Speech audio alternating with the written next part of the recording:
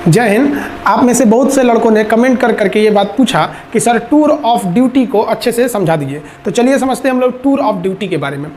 तो समझते हैं हम लोग टूर ऑफ ड्यूटी के बारे में डिटेल से। आप अगर ध्यान से समझेंगे तो आर्मी में जाने के कई रास्ते हैं।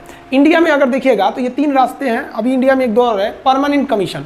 परमानेंट कमीशन उसे कहा जाता है जिसमें आपको पूरी ज़िंदगी आर्मी के साथ पूरी लाइफ गुजारनी होती है। लाइफ कहने का मतलब ये नहीं है कि आपको पूरी ज़िंदगी आर्मी में नहीं रहना है। अगर आप जवान हैं तो आपकी उम्र 38 से 40 साल होगी तो आपको रिटायर कर दिया जाएगा।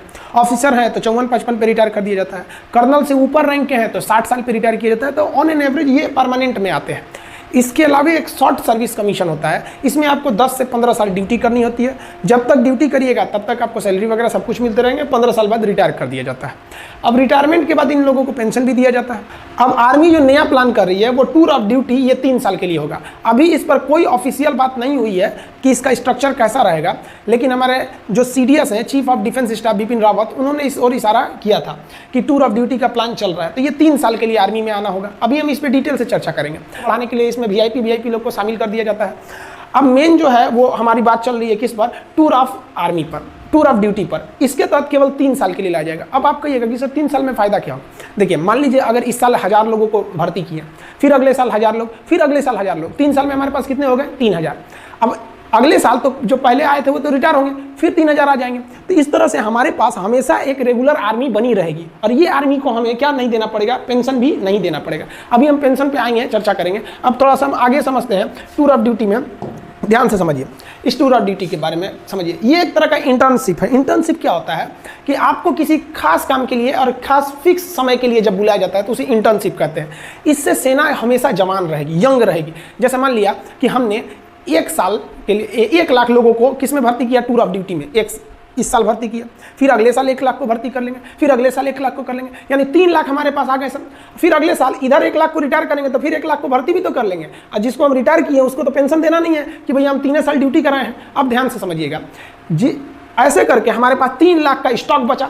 और ये 3 लाख की जो आर्मी है एकदम यंग है। 18 साल के लड़कों को भर्ती करेंगे, 18, 19, 20, 21। तो ये 3 साल का 18 से 21 साल का 18 से 21 साल के लड़कों को शादियों भी नहीं हुआ रहता है, एकदम यंग गर्म खून रहता है। अब बॉर्डर के फ्रंट लाइन पे खड़ा करेंगे ना, देशभक्ति राष्ट्रवाद तो कूट कूट के भरा है, समझ में। अब जैसे कोई परिवार वाला आदमी है, सेना हमारे हर उम्र के जवान बहादुरी से लड़ते हैं, लेकिन जो 40-50 साल एज हो गया उन पर जिम्मेदारियां हैं, उनके बाल बच्चे हैं, वो भी इंसान है, वो भी हमारे लिए लड़ते हैं। तो एक उनके ऊपर जिम्मेदारी है। एक जो नया छोड़ा जाता है इसमें कोई जिम्मेदारी नहीं, ना आगे ना पीछे पगा, गोली चलाया रहे तुम हम पे, एगो चलाएगा हमसे चुरा बम मार देंगे यहाँ पे। तो ये आर्मी को यंग रख सकते हैं। इससे आर्मी को डबल फायदा कि आर्मी हमेशा यंग रह गई और जो रिटायर हुए उन्हें सैलरी भी नहीं देना है। और आर्मी कम भी तो नहीं होगी ना भैया, हर साल हम 1-1 को रखे रहेंगे। हमेशा हमारे पास 3 लाख की एक टूर ऑफ आर्मी की, टूर ऑफ ड्यूटी की फौज पड़ी रहेगी। समझ आए कि नहीं? अब आप कहिएगा कि सर वो जो 3 साल बाद रिटायर कर देंगे और उसको पेंशन भी नहीं देंगे तो लड़का कहाँ जाएगा? तो देखिए भैया, इसमें सेना विचार कर रही है कि हम इस तरह से एंट्री कराएंगे कि जैसे कोई लड़का ग्रेजुएट हो गया है, तब आओ भैया 3 साल ड्यूटी करो और जाओ।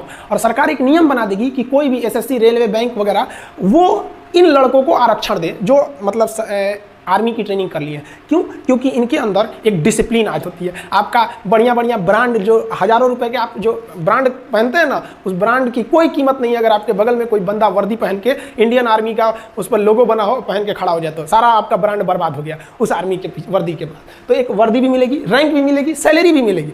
क्या नहीं मिलेगा? तो भैया पेंशन नहीं मिलेगी। सारा बवाल तो पेंशन कम करने के लिए हो रहा है, समझ में आया कि नहीं? तो पेंशन नहीं मिलेगा आपको। क्यों पेंशन नहीं मिलेगा? क्योंकि पेंशन देने के लिए कम से कम आपको 17 साल की ड्यूटी करनी रहती है। इसमें तो ओवरऑल 3 साल की ड्यूटी ही है। तो समझ में आ रहा है कि नहीं आ रहा है? जो टूर ऑफ ड्यूटी के तहत आएगा वो सेना के एडवेंचर को भी देख लेगा, राष्ट्रवाद भी देख लेगा, डिसिप्लिन भी सीख लेगा, स्वास्थ्य, मेंटेलिटी, हर चीज को सुदृढ़ कर लेगा। और दूसरी नौकरी में उसको छूट भी मिलेगा, तो उसका भी करियर खराब नहीं हुआ। देश की सेना भी जवान रह गई और देश का जो पेंशन पे खर्च था वो भी बच गया।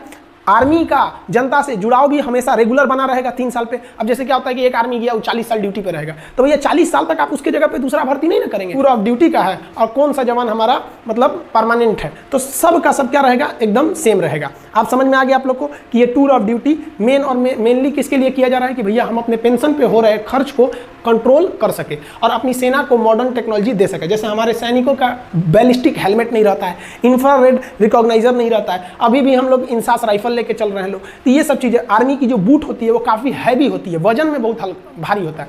अभी कई ऐसे बूट आ गए हैं आर्मी के पास, जैसे अमेरिकन सोल्जर का दिखेगा तो बूट बहुत मजबूत रहता है जूता, और भारी नहीं रहता है। हमारे सैनिकों का बूट मजबूत है लेकिन भारी है। तो भैया उसके लिए क्या चाहिए? पैसे चाहिए। तो हम लोग का आधा पैसा तो सैलरी पेंशन पे खत्म कर दे रहे हैं। तो आई होप आप समझ गए होंगे टूर ऑफ आर्मी का। बाकी आर्मी में हथियार वगैरह कौन से होते हैं, कैसे आप देख सकते हैं, देख के कैसे पहचान जाएंगे कि AK-47 है, कि SLR है, कि 303 है, कि इंसास है, पिस्टल, माउजर, इस सब में क्या क्या डिफरेंस होता है, इस सब के बारे में हम आपको वीडियो बना देंगे। बहुत से लड़के कर रहे हैं प्लेलिस्ट बनाने के लिए, तो उसको भी बना देंगे। और प्लेलिस्ट में हम आपको डिफेंस में आपको हर एक चीज़, हथियार वगैरह के बारे में भी समझा देंगे, ताकि युवाओं के प्रति एक जिज्ञासा रहती है कि हमारी आर्मी क्या कर रही है। आई होप आप समझ गए होंगे। समझ में आया? एक सैल्यूट हमारे भारत के वीर जवानों के लिए। जय हिंद।